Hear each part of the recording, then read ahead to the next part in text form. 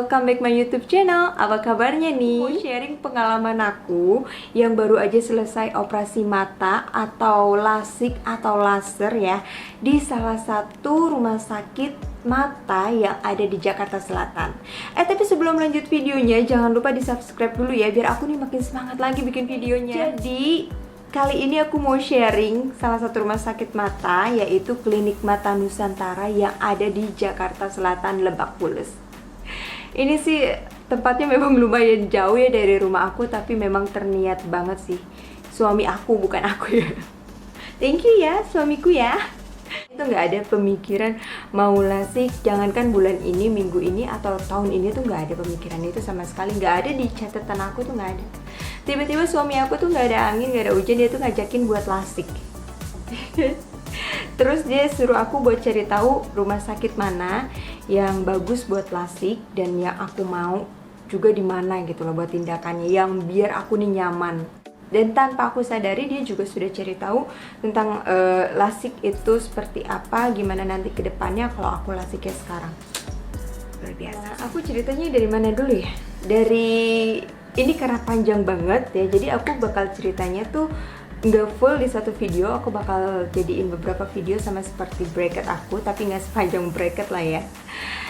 Jadi aku bakal potong biar kalian tuh nggak bosen juga dengernya, biar kalian tuh biar enak juga ngelihatnya ya, biar nggak bosen lihat aku. Di Rabu itu nggak tahu kenapa ya suami aku tuh tiba-tiba berbaik hati ngajakin buat lasik ya. Terus dia nyaranin Klinik Mata Nusantara buat jadi salah satu referensinya, dan aku juga coba cari referensi yang lain.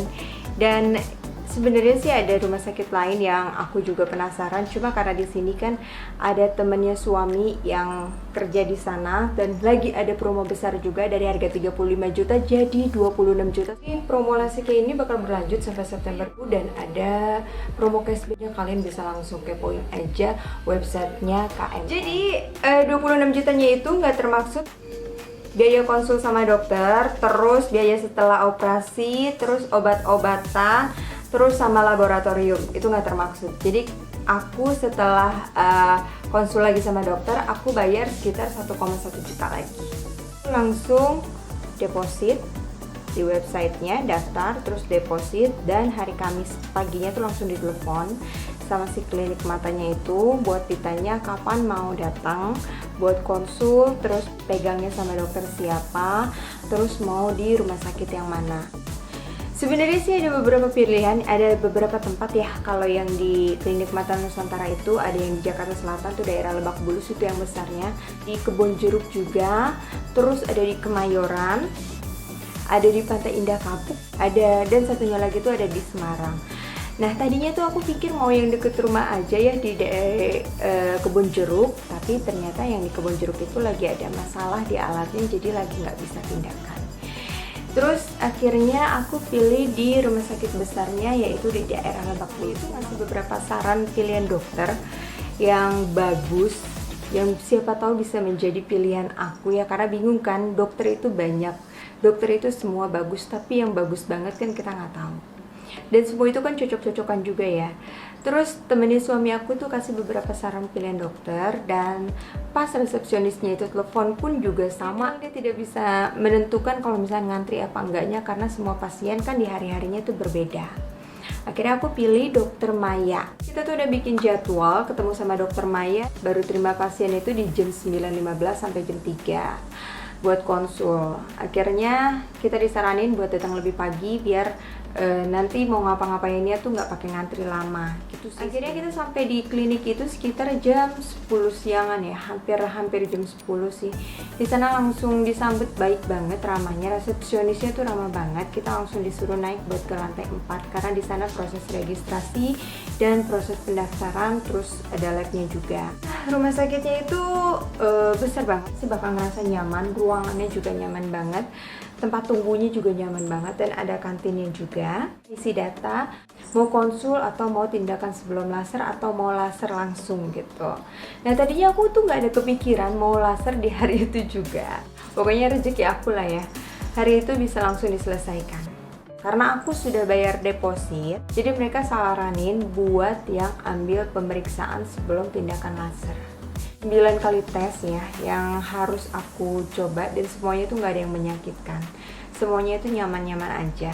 Tes pakai alat juga, terus banyak.